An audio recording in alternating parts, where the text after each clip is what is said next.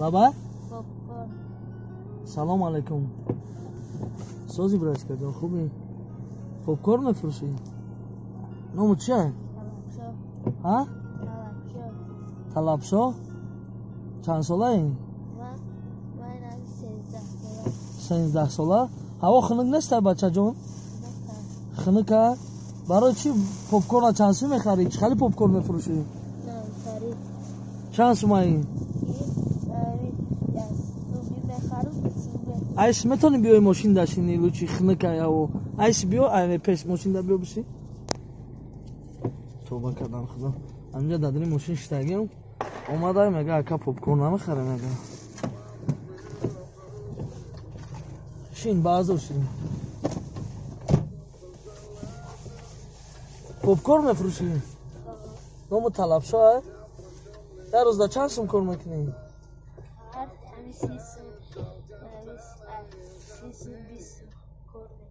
هر روز کار میکنی 30 اوا خنک دام کار میبروی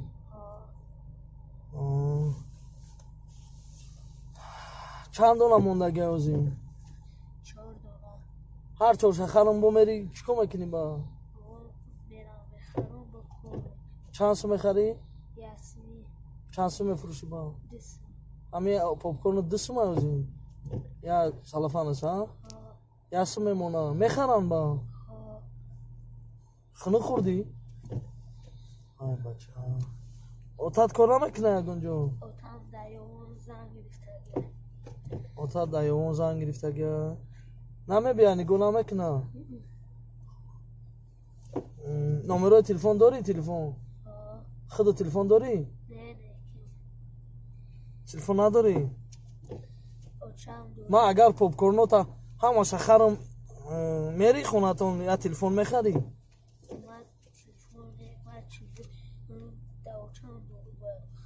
داوچه دورو باید بخری اوچت کساله تو چند ساله این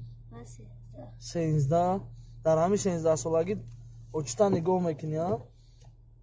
ماشاءالله ماشاءالله 13 ساله بچه اوچتا نگاه میکنه حاجی من پول تیم تا تو میری خونتون یا که نمیری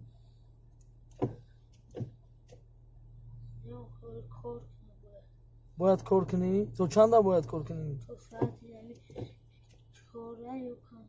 تو ساعت 4 یا 5 چخیره که باید تو یکون ساعت کاری باید دوری کیو که اون کستر مجبور میکنه که تو باید تو 4 5 کار کنی تو خودت نمیخوای میکنی که اوچت سوز شوه یا گیره گردن دا که چیزا با یکون چی دیگه دا گیری نمیشوه که این یا واه بچه چند کیلویه چی باید چیزی وزبی نمیگیری میگردی با